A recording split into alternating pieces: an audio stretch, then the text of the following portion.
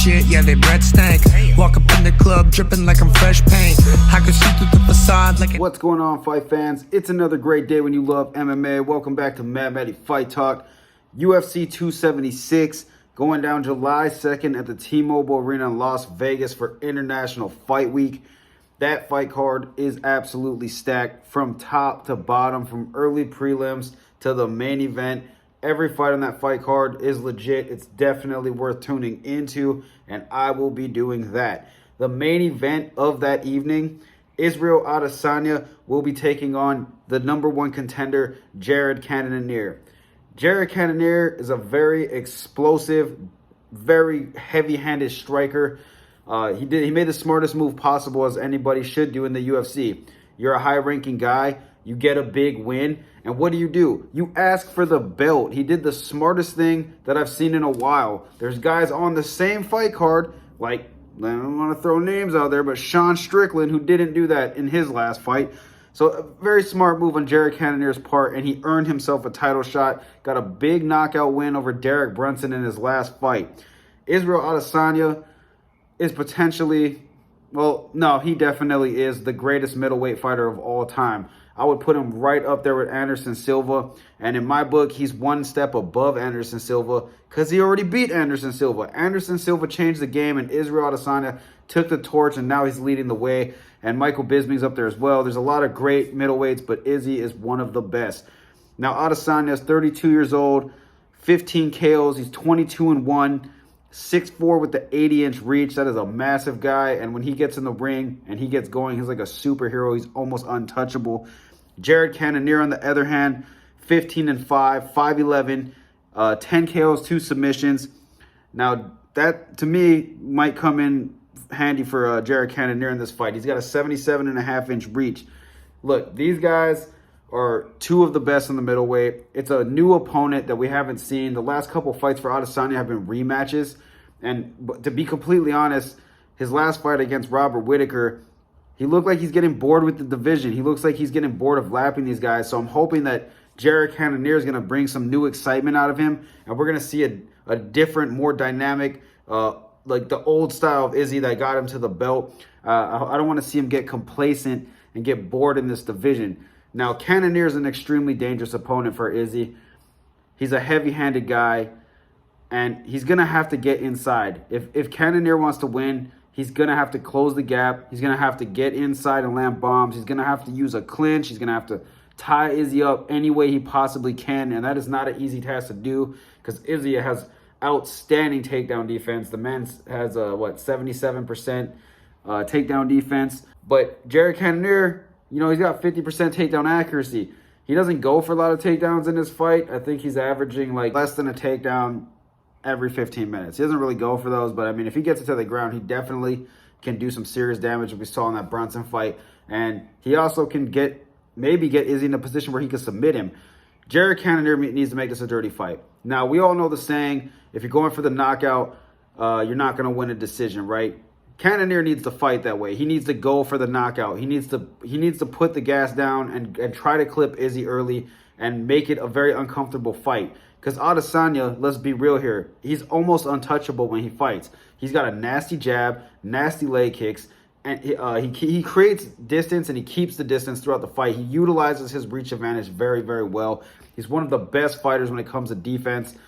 He's almost unstoppable once he gets going. And I know I'm preaching on and on about he's unstoppable, but really he is. Izzy has fought all of the toughest guys in middleweight. The Yoel Romeros, the Paulo Costas, Vettori, Whittaker. He's taken on all of these guys, Anderson Silva, and he's beaten them. His only loss in the UFC has come when he went up to light heavyweight to take on Jan Blachowicz. Now, this fight is very interesting because Cannonier, he has potential to really knock Izzy out if he touches his chin. He needs to try and land early because if he lets Izzy get going and he lets him establish and dictate how the fight is going to go, if he lets him implement his game plan and start picking them apart, if they're going tick for tack, that's not a fight that Cannonier wants to be in because Cannonier is not going to be able to win a fight like that. Izzy is too good at controlling the pace of the fight and dictating what his opponents can and can't do.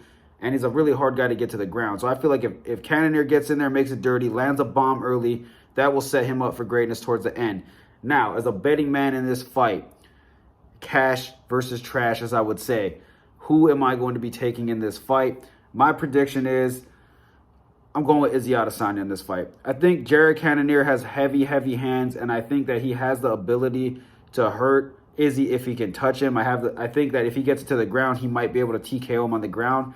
But thinking is one thing and knowing is another. I thought Whitaker was going to win. I thought Vettori would be doing better in the wrestling when they fought. I am not going against Izzy Adesanya in this fight. I feel like this man is way too dynamic and way too good at keeping himself standing where he likes to be. He's a kickboxer. He doesn't like to be on the ground, but he has outstanding grappling defense. Now, the thing is, the only thing I'm worried about in this fight is Adesanya looking past Cannonier. Is he already looking at the Alex Pereira fight? People keep bringing this up. The UFC keeps bringing this up. And if you don't know, Adesanya got knocked out by Pereira when he was kickboxing against him. And I think he really wants to get that back. He keeps talking about it. But for the sake of this fight and for my money, sir, please keep your eyes on Cannonier and get the job done for me, buddy. But yeah, that's my prediction in this fight. I'm taking Izzy Adesanya for the W. And I say that he knocks him out. Knockout TKO, third, early fourth at the very latest. Now, the co-main event for UFC 276, it's another big fight, and it's going down in the 145 featherweight division between Alexander the Great Volkanovski and Max Blessed Holloway. They're going for the trifecta. It's the third fight. Volkanovski has 2 wins against Max Holloway already. The second one, us Holloway fans, if you're a diehard Volk fan, you definitely think he won. But we think he got robbed in that last fight. And I honestly believe that Volkanovski feels the exact same way. And that's the reason he's taking this fight. Because he knows in his heart he didn't win the last one and he has something to prove. I mean, most of the time, guys who have 2 wins over somebody, I'm not really looking to fight them again. But, this is very similar to a Colby Covington, Kamaru Usman type matchup. It's just a great matchup. And for these two, it's definitely to determine who is the greatest of all time, a.k.a. the GOAT of the 145 division. They are definitely the top 2 dudes to ever do it. And the only other guy I would throw in there with them is Jose Aldo, because he had an amazing run at 145 when they opened that division. But getting back to this fight, Max Holloway, 5'11", 23-6, nasty hands, great combinations, excellent at using his jab, excellent at head movement and keeping distance. Alexander Volkanovski, this guy is tremendous. 24-1, he's 5'6", got a 71.5-inch reach. This guy is outstanding. I mean, Volkanovski is the definition of a champion. He keeps getting better. He keeps evolving. He keeps growing. He's humble, and he wants to be the best. Like, you can just feel it, and you can sense it when he fights. I love this guy, man. I really do. He's an outstanding fighter. These are 2 great fighters. Volkanovski looked unbelievable when he was fighting against the Korean Zombie. I mean, he made the Zombie look absolutely like dog shit. I mean, he was beating his ass from the very first punch till he ended the fight. And Max looked freaking great in his last fight against Yair Rodriguez.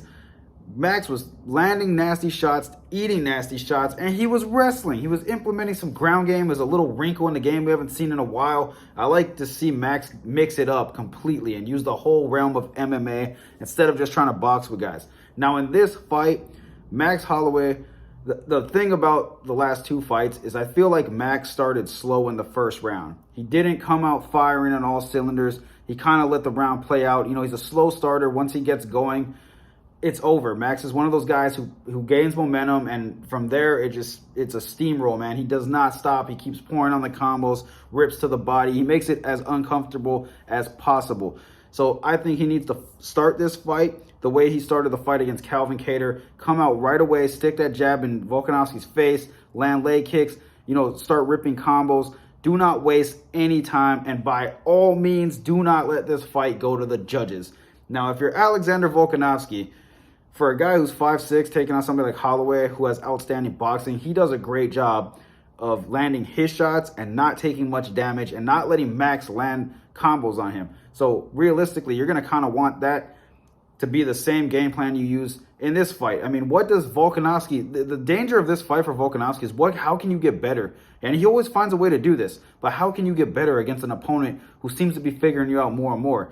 So I'm very curious to see what Volkanovski does. The thing that he could do that would be a lot different in this fight is use heavy wrestling, heavy clinch fighting. I'm not saying that's an easy task. I'm not saying he needs to do that, but I feel like that would be a big switch up from what you've been doing. I mean, if he sticks to the same game plan, I feel like, first fight was close. Second fight really could have gone either way, being unbiased about it.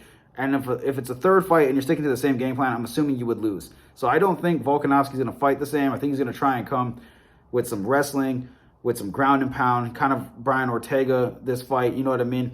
Great fight. Who am I going for in this fight? If I had to put my money down and bet on this fight, I'm taking Max Holloway. I really am. I think Max Holloway won the second fight, and I feel like Max is one of those guys where once he's comfortable fighting you, he figures you out quick, and he's really quick to pull the trigger.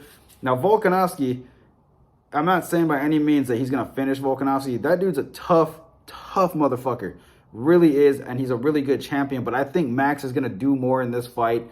I think Max is going to win a 5-round decision unanimously. None of that split decision bullshit. I think he's going to make it decisive, convincing, and the judges are going to have no choice but to crown the Bless Express again. Put your money down on Max Holloway. I feel like he's going to win this fight. And yet another banger on this fight card. We have number 4, Sean Strickland, taking on Alex Periera. This fight's super interesting because Sean Strickland is number 4 in the middleweight division. He's been winning and winning and winning. He's on a 6-fight win streak. Didn't ask for the title shot for whatever reason. I mean, I don't understand that at all. But instead decides to give an unranked Alex Periera a shot to get himself right into the top 10. I mean, very unheard of. And I think it's because of the skills of Alex Periera and the story of him already having a knockout victory over Israel Adesanya. And the UFC is definitely trying to push that to get push Alex to move really high up in the rankings really fast because I think they want that rematch. Now, Sean Strickland's 25-3, Alex Periera's 5-1. And Alex didn't look too good in his last fight, to be completely honest with you. He fought Bruno Silva, and I mean, he did really good in the third round and ended up winning the fight. But at the same time, we saw some holes in his game in that fight. Now, Sean Strickland, on the other hand, the guy's really good at throwing a jab, being very conventional. He likes to spar a lot. He likes to talk a lot of shit. But the thing is, Alex Periera is a very dangerous kickboxer. Sean Strickland has gotten, for whatever reason, more and more basic in his fights. I mean, he's great at what he does. He has decent head movement, lands a nasty jab, but he doesn't like to throw combinations. Now, if he sits there with his hands kind of low how he does, and he's using his jab, I don't think a guy like Alex Periera is going to let that fly. I think this dude is going to knock your fucking head off with a nasty head kick the second he gets a chance to do so. Sean Strickland is definitely going to need to throw some combinations in this fight. He's going to need to mix it up. And to be completely honest, if Strickland's super smart about this, and I heard from multiple sources he's outstanding at grappling, he needs to make this fight really dirty. I would not be trying to stand and bang with Alex Periera, because from what I heard from the Alex Periera side, this dude is built like a brick shithouse. He hits extremely hard. We all saw the flying knee in his UFC debut where he KO'd the dude. So I'm just saying, man, Periera 6'4", big dude, lots of experience in kickboxing, lots of experience in standing up. Sean Strickland, he's fought all of the top dudes in the UFC, especially in the middleweight division. He's had some boring fights as of late. A lot of people, not me, don't like him, don't like his personality. I think the dude's funny as fuck. I wouldn't mind seeing this guy get a title shot, but I need to see you get more dynamic, Sean. I mean, I know I'm just a humble fan here, but if I'm paying fucking money to watch you fight, I don't want to see you standing there talking shit, throwing a jab, maybe a 1-2 here and there. I want to see you do some nasty shit. I mean, let's get some Max Holloway combinations in there. You know what I mean? Let's throw some Yair Rodriguez kicks in there. Let's mix it up a little bit, because against a guy like Alex Periera, you're going to need to do that. Now, cash versus trash, who am I taking in this fight? Sean Strickland, I've seen a lot of him lately. In the last 4 fights, he looks, pretty much the same. He's effective, kind of boring. Alex Periera is dynamic and has the ability to shut the lights out. And to be completely honest with you guys, up until this moment, today, I've been doing a lot of research on this fight. In my mind, I was thinking Sean Strickland can win this fight. And then I thought, if he comes out and fights the same way he's been fighting, it's not 5 rounds, it's a 3-round fight. He starts slow, he throws one combo at a time, whatever, and he only wants to stand up. If he fights like that, he's going to get knocked out. And if he doesn't get knocked out, he's definitely going to lose a decision because Periera doesn't just stand around and doesn't let you just pick your shots. He's going to make it. If he's kickboxing, he's going to kickbox you. If there's no grappling involved and Strickland doesn't make this a dirty fight, Alex Pereira is a kickboxer. I don't see him losing in a kickboxing fight. So if I had to take my money, I'm putting it down on Alex Pereira. I think they're riding this guy because they know that he's good and I feel like the UFC wants him to fight Israel Adesanya. And there's a guy named Sean Strickland who's ranked number 4, who's dumb enough to give this unranked dude a shot to get into the top 10 and steal your title shot. I mean, if Strickland wins, obviously he probably would be next in line, but I wouldn't even let that happen. I don't know why he's giving this dude a shot, but here we are. So I'm taking Alex Pereira in this fight. I'm going to say that he's going to win a 3-round decision because Sean Strickland is tough as hell, but I think that Alex Pereira is going to do more, especially because this is a 3-round fight. So if you have money on this fight, take Alex Pereira. You're probably going to end up winning. Now, for those of you that don't know, the Lauren Murphy and Miesha Tate fight has been scratched from UFC 276. So those ladies will not be fighting on the main card. They won't be fighting at all at UFC 276. So that fight's scratched. And I'm assuming the Brad Riddle and Jalen Turner fight is going to be probably the opener, or it's going to take that spot on the main card. I'm not too sure yet what they're going to do with that. But regardless, we're going to move right along into what is one of the better fights on this fight card. And a lot of people are going to be tuning in. Because why? Because the Sugar Show is back in town. Sean O'Malley versus Pedro Munhoz. This is going to be a fucking banger of a fight. I'm so happy because Sean O'Malley, number 13, is finally stepping up and taking on a big name, taking on a top 10 opponent in Pedro Munhoz. Now, Munhoz, he's been on a little bit of a skid. He's 1-4 in his last 5 fights. But Pedro has fought the top tier talent in that division. He's fought Aljamain Sterling, Frankie Edgar, Jose Aldo, and Dominic Cruz. And he's lost to all of those guys. KO'd Cody Garbrandt. So he's taken on literally all champions in his last 5 fights. Former champions, current champion, whatever. All of those guys are champions and have championship experience. So there is no fault in losing to guys like that. So Pedro Munhoz, dangerous dude. Sean O'Malley, 15-1, claims he's still undefeated because he never actually lost to Chito Vera. But regardless, he has that 1 on his record. Extremely exciting fighter. Super, super technical. Very good at using his combinations. And he sets up knockouts. The guy's a knockout artist. Sean O'Malley, rainbow hair, face tattoos, the KO king of 135. The dude's an absolute monster. And he's very tall for that division. 5'11", knows how to use his range. Very dangerous dude. Now, Sean O'Malley, the interesting thing about him, he wins 73% of his fights by KO. That is fucking deadly. Very dangerous. Pedro Munhoz, 26% by KO, 42% submissions. And if it goes to decision, you know, Pedro's done that a lot more. Their average fight times, 10 minutes, 50 seconds for Pedro, and 8 minutes and 26 seconds for Sean O'Malley. To me, this sounds like it could potentially be a first or second round knockout for either of these gentlemen. Now, we get into the very important statistics here. Significant strikes. Sean O'Malley lands 8.26 significant strikes per minute. That is fucking crazy. Pedro Munhoz, 5.5. Now, the accuracy, 62% to Pedro's 43%. Now, the stat that I think matters the most here in the significant strikes is the fact that Pedro Munhoz absorbs 6.09 significant strikes a minute, where Sean O'Malley, 3.52, and he has Sean O'Malley has a 66% defense, where Pedro has a 58% defense. Now, think about this. Pedro Munhoz is taking 6 significant strikes per minute. That is wha-bang, right to the grill. Boom, straight to the kisser. Yeah, not good. That's not a stat you want to have a high number in. Sean O'Malley lands 8.26. So he's going to give you all 6 of those per minute and then some.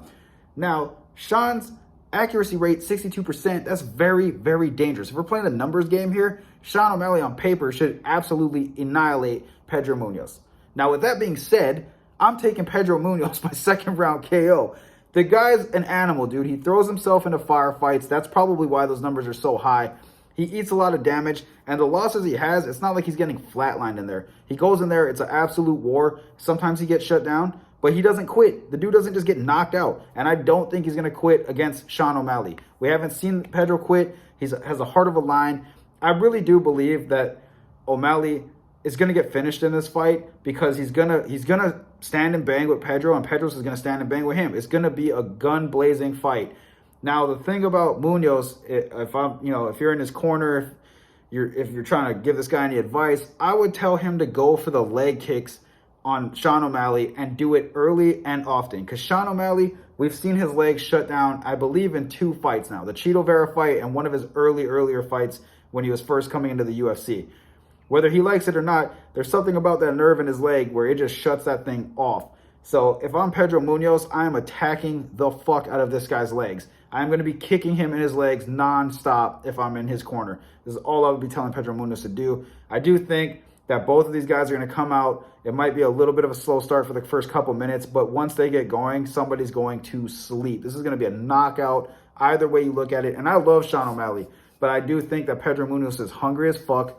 He's been losing, and he needs to get a win to get back. He has heavy hands, and he's very underrated. So Sean O'Malley's probably thinking the same thing. This guy's underrated. He's an easy top 10 fight, and he's probably going to get humbled in this one. So the sugar show might stop at UFC 276.